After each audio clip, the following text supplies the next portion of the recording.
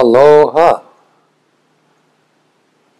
This is Ambassador John McDonald speaking to you from Arlington, Virginia, near Washington, D.C.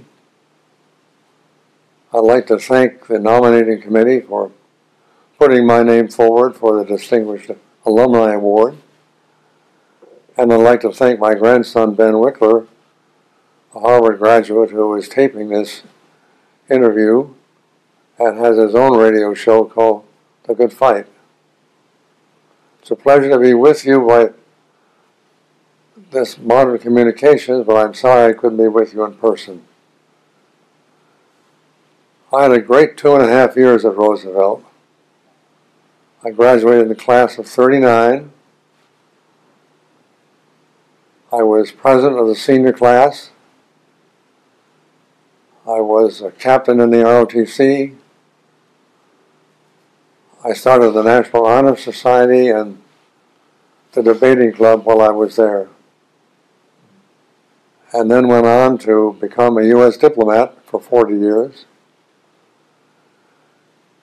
And it's interesting that we're taping this today because this is September 21, 2015.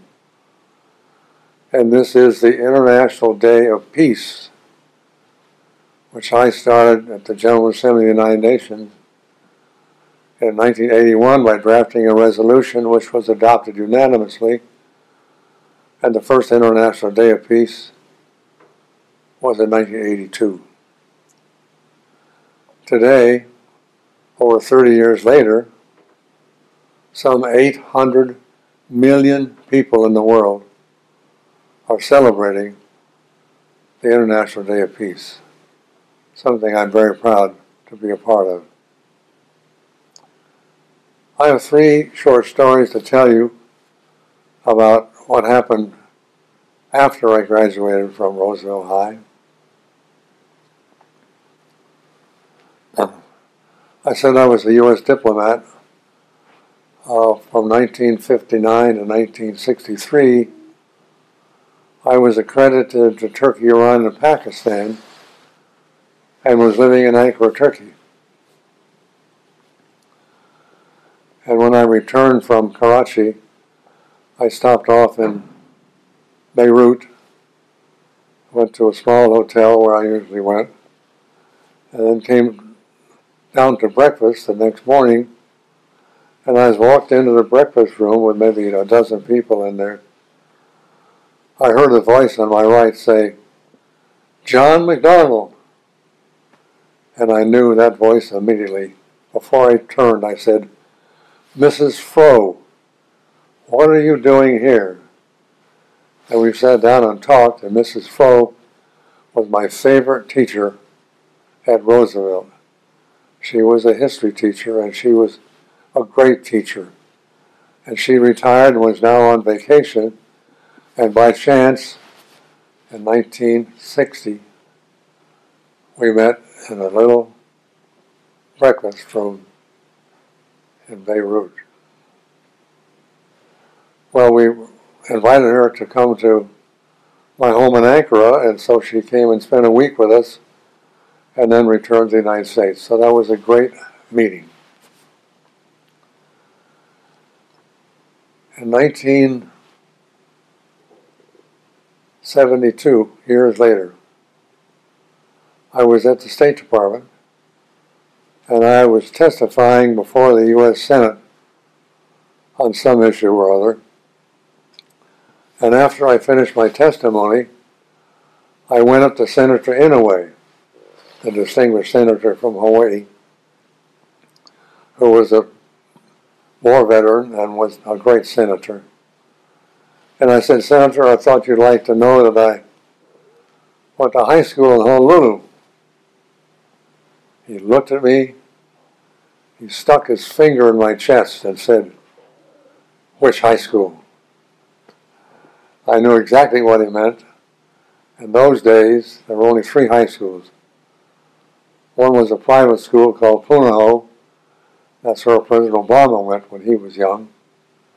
And then there was Roosevelt, and finally there was McKinley. And the senator said I couldn't get into Roosevelt. I couldn't pass the English language entrance exam. So I went to McKinley.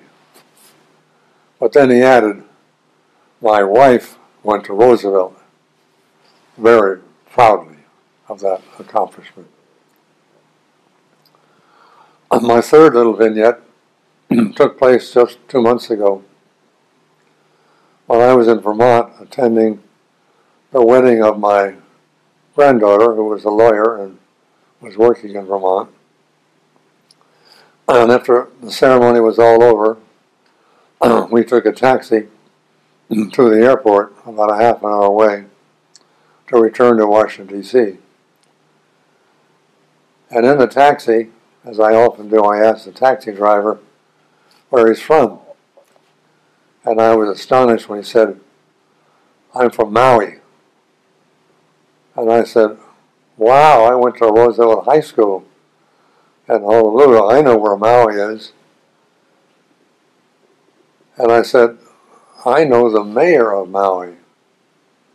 He was a classmate of mine. Hannibal Tavares. Do you know the name? And the taxi driver from Maui said, of course I know him. He was a great mayor. Everybody in the island loved him. And he was a 1939 classmate at Roosevelt High School. So we have this 3 little examples of the broad outreach of Roosevelt High School in the decades that follow graduation. And I just wanted to tell those stories so you'd realize the outreach that you happen to have without you even knowing about it. Thank you very much for the opportunity to talk to you. I hope you have a great event, and I wish you all the best. Again, aloha.